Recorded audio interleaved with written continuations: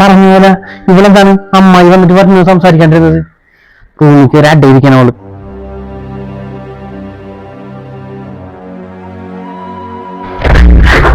മാളും നീ റൂമിൽ കയറി എന്ത് ചെയ്യണം? അമ്മായി വന്ന് നീ അറിഞ്ഞ അണ്ട് നീ എന്താണ് അങ്ങോട്ട് വരാണ്ടത്? അമ്മായി നീ ചൂടിക്കുകയും ചെയ്ത് മാളു എന്താണ് വരാണ്ടിരുന്നത്? അതിന് എപ്പോഴും കാണുമ്പോ വന്ന് വർത്താനം പറയണ പെങ്കോച്ചാണ് ഇന്ന് അവൾക്ക് എന്ത് പറ്റിയെന്ന്. നീ മനഃപൂർവ്വം വരാണ്ടിരുന്നല്ലേ? ഒരു വീട്ടിലും ഒരാൾക്കാരെ വന്നു കഴിഞ്ഞാൽ ഇങ്ങനെയാണ് ചെയ്യേണ്ടത്.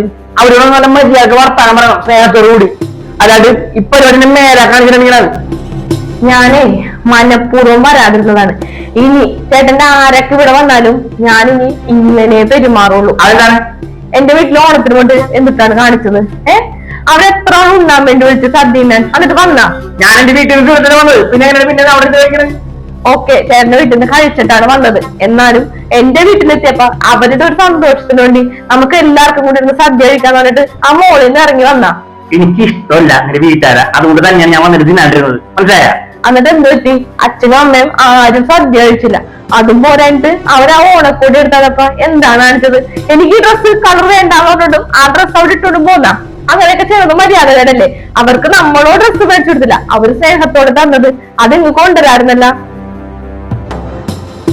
അല്ലെങ്കിൽ അതെ, ചേട്ടന് എന്റെ വീട്ടുകാരെ ഇഷ്ടമല്ല, അവരൊന്ന് വിളിക്കണ ഇഷ്ടമല്ല, അവരെ കാണുന്നത് ഇഷ്ടമല്ല, അവിടെ ചെല്ലണത് ഇഷ്ടമല്ല. അവരെന്ത് തെറ്റാണ് ചെയ്തത്? ഞാൻ ചേട്ടന്റെ വീട്ടുകാരോട് അങ്ങനെയല്ല പെരുമാറുന്നത്. ഞാൻ എന്റെ സ്വന്തം വീട്ടുകാരെ പോലെ കണ്ടല്ലേ ഞാൻ അവരെ സ്നേഹിക്കണത്.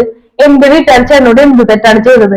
അവർ ഇത്ര നാളും വളർത്തി വലുതാക്കിയ അവരുടെ മോള ചേട്ടന് കെട്ടിച്ചെന്ന്. അതാണ് എന്റെ വീട്ടുകാരുടെ ഏറ്റവും വലിയ തെറ്റ്.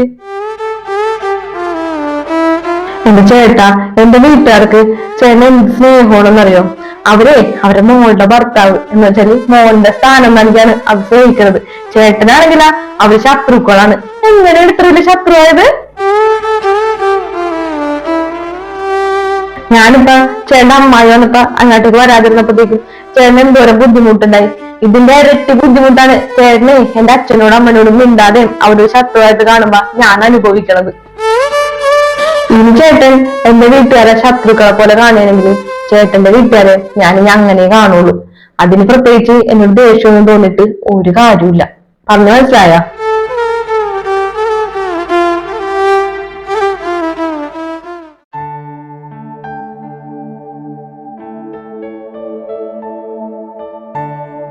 ഇതുപോലെ സ്വന്തം ഭാര്യ വീട്ടുകാരെ ശത്രുക്കളായി കാണുന്ന കുറച്ചധികം ഭർത്താക്കന്മാർ നമുക്കിടയിലുണ്ട്.